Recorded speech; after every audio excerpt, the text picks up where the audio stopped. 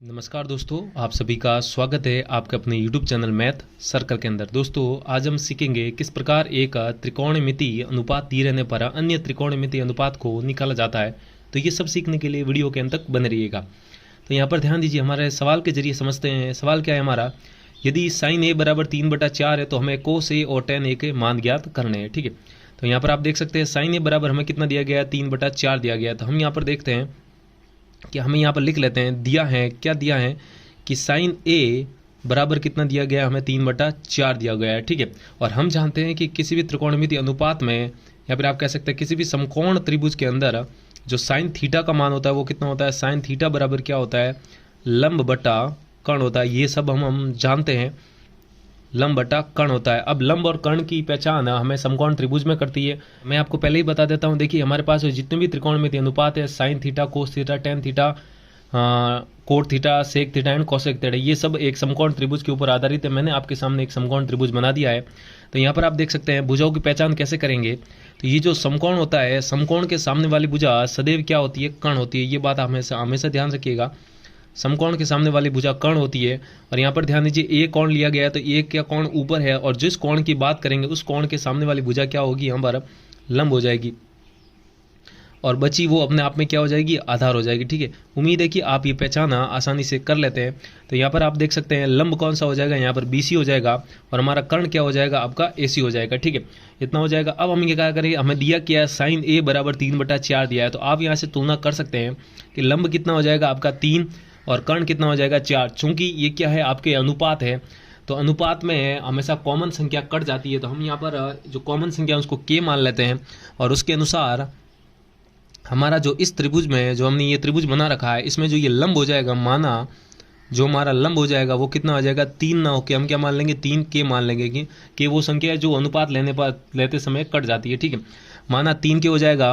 और इसी प्रकार हम कर्ण भी मान सकते हैं। यहाँ पर हम कर्ण कितना मान लेंगे, कर्ण नीचे कितना 4, तो हम कर्ण मान लेंगे 4 के मान लेंगे। ठीक है, अब हमें देखिए अन्य त्रिकोणमितीय अनुपात निकालने, तो अन्य त्रिकोणमितीय अनुपात निकालने के लिए हमारे कोस ए और टेन ए निकालने पड़ेंगे। ठीक है, और मैं आपको एक ट्रिक बता देता हूँ। आप यदि कंफ्यूज हो जाते हैं कि कौन सा अनुपात क्या होता है, तो आप इस सस्ती ट्रिक से आप याद रख सकते हैं, लाल बटा कक्का से। ये एक अच्छी ट्रिक है, लंब बटा कर्ण। जो पहले आपको इसके लिए आपको पहले सीक्वेंस याद रखनी पड़ेगी, sine theta, cos theta, tan theta, cot theta, sec theta and cosec theta.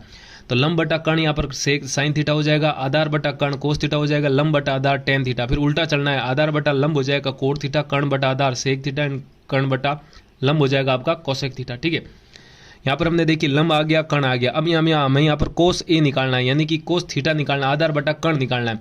तो आप देख सकते हैं लंब हमारे पास कितना दिया गया है, 3 के दिया गया है। ये लंब कब हुआ, जब हमारे पास हमने कौन सा लिया, ए लिया। ठीक है, यदि हम कौन सी लेते हैं तो सी के सामने वाली भुजा लंब बन जाएगी, फिर ये आधार बन जाएगी। लेकिन यहाँ पर हमें ए कौन दिया गया तो ए हम ऊपर मान लेंगे, तो ये हो जाएगी लंब। ठीक है, जो कौन लेते हैं उसके सामने वाली भुजा हमेशा लंब होती है, और समकोण के सामने वाली भुजा सदैव क्या होती है, कर्ण होती है। ठीक है, यहाँ पर आपका लंब 3 के दिया गया और कर्ण कितना दिया गया है, 4 के दिया गया है।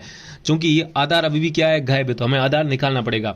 तो देखिए इन तीनों भुजाओं में एक संबंध होता है जिसको पाइथागोरस प्रमेय कहते हैं, और वो प्रमेय हमेशा एक समकोण त्रिभुज में लगती है। तो मैं यहाँ पर लिख लेता हूँ, चूंकि हम जानते हैं कि त्रिभुज ए बी सी में जो कोण बी है वो कितना है, 90 डिग्री है। ठीक है, तो हम यहाँ पर लिख लेंगे पाइथागोरस प्रमेय से। ठीक है, पाइथागोरस प्रमेय से। पाइथागोरस जो प्रमेय होती है वो क्या होती है, एक समकोण त्रिभुज में लंब, कर्ण और आधार के बीच में क्या होता है, एक संबंध होता है। ठीक है, और पाइथागोरस प्रमेय क्या होती है, तो मैं यहाँ पर लिख देता हूँ। देखिए, कर्ण का स्क्वायर बराबर होता है हमेशा लंब के स्क्वायर, यानी कि लंब के वर्ग, और प्लस आधार के वर्ग के बराबर होता है। ठीक है,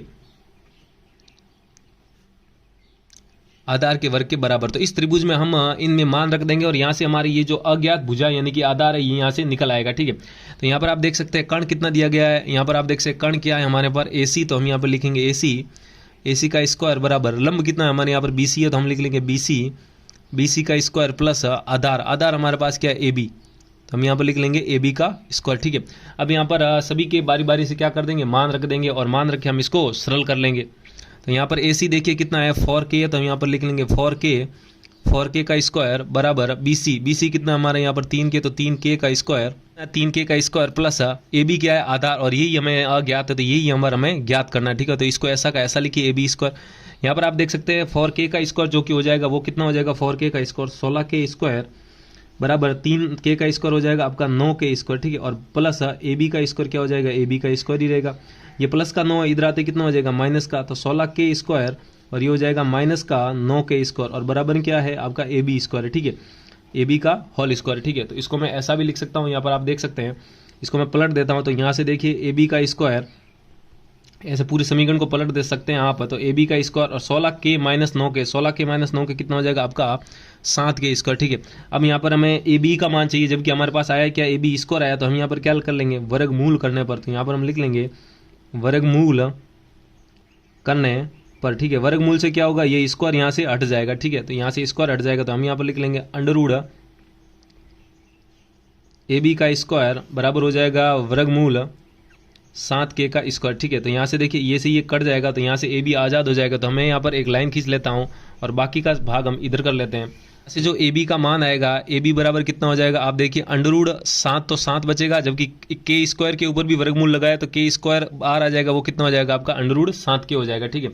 तो यहाँ पर आप देख सकते हैं जो कि हमने इस त्रिभुज के अंदर अज्ञात भुजा थी वो हमारी क्या थी, AB यानी कि आधार थी, वो हमारे पास निकल चुकी है, ठीक है।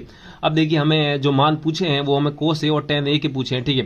तो यहाँ पर हम जानते हैं, अब हम जानते हैं कि चूंकि जो cos थीटा होता है किसी भी समकोण त्रिभुज में, उसका अनुपात क्या होता है, आधार बटा कर्ण होता है, ठीक है। तो एक बात और बता देता हूं, जब भी आपको ऐसे सवाल दिए जाएंगे तो हमेशा ध्यान रखिएगा, आपको पहले उस समकोण त्रिभुज की सभी भुजाओं को निकाल देना है, यानी कि आपको 2 दी जाएगी और तीसरी आपको ऐसे ही निकालनी है, हमेशा पाइथागोरस प्रमेय लगाकर, ठीक है। तो यहाँ पर आप देख सकते हैं हमें थीटा की जगह कितनी वैल्यू दी गई है, A दिया गया, तो हम यहाँ पर cos थीटा की जगह कितना रख देंगे A।